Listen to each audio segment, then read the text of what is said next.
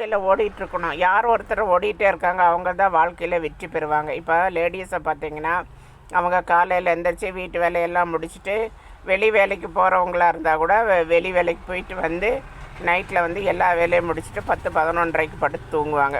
காலையில் 3 மணிக்கே எந்திரிச்சிருவாங்க. எப்போ தூங்குறாங்க, எப்போ எந்திரிக்கான்னு தெரியும். அந்த இன்ட்ரெஸ்ட்டு, அந்த வேலை மேலே இன்ட்ரெஸ்ட்டு, ஐயோ ஓடணும், நம்ம அந்த வீட்டு வேலையை விட்டுட்டோன்னா யார் இந்த வேலையை செய்வாங்கட்டு அந்த காலையில் எந்திரிச்சு அந்த வேலையை செய்வாங்க. செஞ்சு எல்லாம் முடித்து எல்லா ஸ்கூலுக்கு எல்லாம் ரெடி பண்ணி வச்சுட்டு இவங்க கிளம்பிடுவாங்க. அந்த சலிப்புங்கிறது அவங்களுக்கு தெரியாது. அந்த ஓடிக்கிட்டே இருக்கனால, அந்த வாட்ச் ஓடுற மாதிரி இந்த ஓடிக்கிட்டே இருக்கனால அந்த சலிப்புங்கிறது தெரியாது. அதே மாதிரி தான் இப்போ ஒரு யாராக இருந்தால், ஆணாக இருந்தாலும் பெண்ணாக இருந்தாலும், அவங்க அந்த தொழில் மேலே ஓடிட்டு இருக்காங்க. அந்த வெற்றியை நோக்கி, வெற்றி பாதையை நோக்கி ஓடிட்டு இருக்க.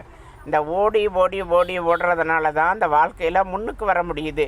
ஒரு நாள் லீவ் எடுத்தால், ஒரு நாள் சலிச்சா, ஒரு நாள் எங்கேயோ ஒரு இடத்துல முடங்கிட்டோம்னா முடங்கிடுவோம். காலம் முழுவதும் முடங்கிடுவோம். அதனால் யாருமே முடங்கிறதுக்கு விரும்ப மாட்டாங்க, ஓடிக்கிட்டே இருப்பாங்க. யாரெல்லாம் ஓடிட்டே இருக்காங்களோ அவங்க தான் வாழ்க்கையில் முன்னுக்கு வருவாங்க. அதுதான்